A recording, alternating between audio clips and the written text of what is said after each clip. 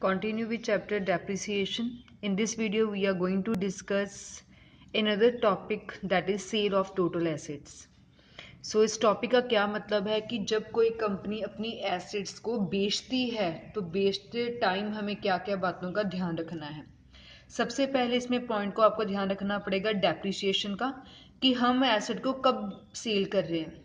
जब आप उसको सेल कर रहे हैं तो सेल करने से पहले आपने उसको कितने मंथ यूज किया, उतने मंथ की आपको डेप्रिसिएशन चार्ज करनी पड़ेगी।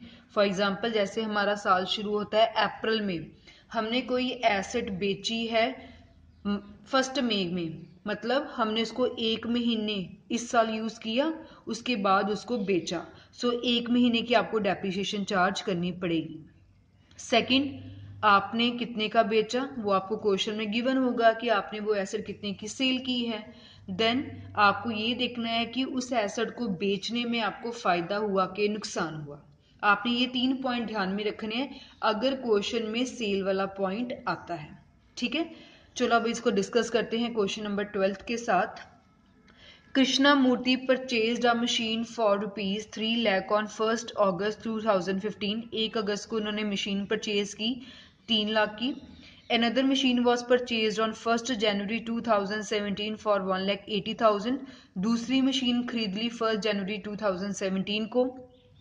डेप्रिसिएशन का रेट है 10% on the original cost of the machine. Original cost का मतलब होता है straight line method. Both the machine was sold on 1 Feb 2018 for ₹2,45,000 and 5,000 brokerage was paid on sale. और आपको बोला गया है कि मशीन अकाउंट बनाना है 15, 16, 17, 18, मतलब you have to prepare 3 years account. ठीक है, सो सबसे पहले क्या हुआ इस क्वेश्चन में कि हमने जो है एसेट्स को परचेज किया। 2 मशीन है। पहली एसेट खरीदी हमने 1 अगस्त 2015 को। सो हमने लिख लिया 1 August 2015 to bank account machine 1। कितने की हमने परचेज की मशीन 1? 3 लाख की। साल खत्म कब होगा? 31 मार्च 2016। इस साल और कुछ नहीं खरीदा, कुछ नहीं बेचा, साल का एंड आ गया। साल के एंड में हम डेप्रिसिएशन का खर्चा डालते हैं machine 1।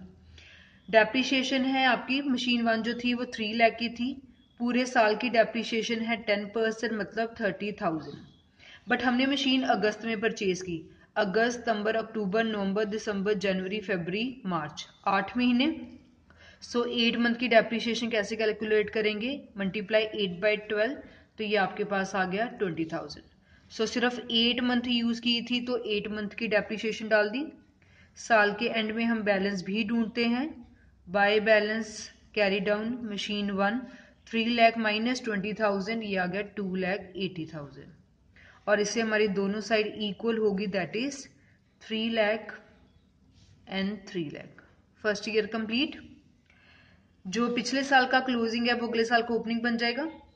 1 April 2016 to balance brought down. हमारे पास एक ही मशीन है अभी तक, 2,80,000। जो साल 1 अप्रैल 2016 को शुरू हुआ, खत्म कब होगा? 31 मार्च 2017।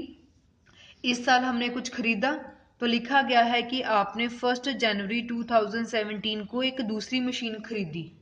तो इसी साल में जनवरी आ रहा है, 1 जनवरी 2017। सो 1 जनवरी 2017 को हमने दूसरी मशीन खरीद ली, पैसे देकर खरीदी है मशीन 2। कितनी अमाउंट की? 1,80,000। और कुछ नहीं खरीदा, कुछ नहीं बेचा, साल का एंड आ गया। सो बाय डेप्रिसिएशन अकाउंट अब हमारे पास टोटल मशीन कितनी होगी है? 2। ठीक है, मशीन 1 पहले अप्रैल से लेकर 31 मार्च पूरे 12 महीने यूज किए, तो पूरे 12 महीने की डेप्रिसिएशन कितनी थी? 30,000। सो लिख लिया 30,000। मशीन 2 1,80,000 की मशीन है, 10% 18,000। ओके, अब हमने मशीन खरीदी है 1 जनवरी। कितने मंथ यूज की?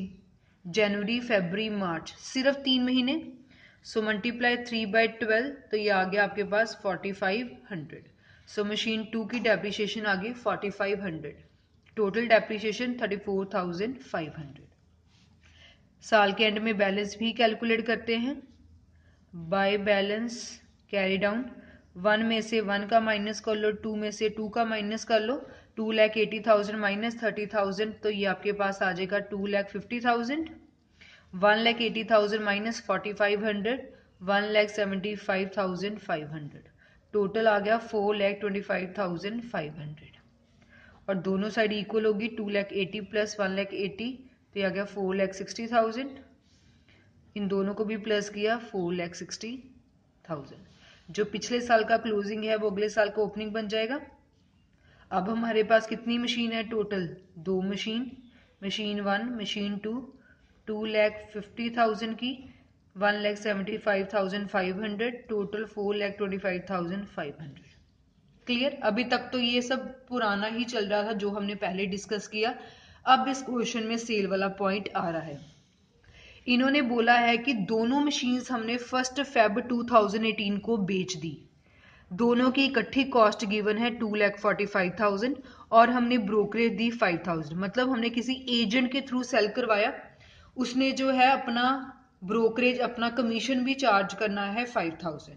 क्लियर है? सो हमने कब बेची है? 1 Feb 2018। अब ध्यान से देखना, 1 Feb 2018। हमने अभी पढ़ा कि जब हम कोई एसेट को बेचेंगे हमें 3 पॉइंट का ख्याल रखना है, डेप्रिसिएशन, सेल्स और प्रॉफिट एंड लॉस।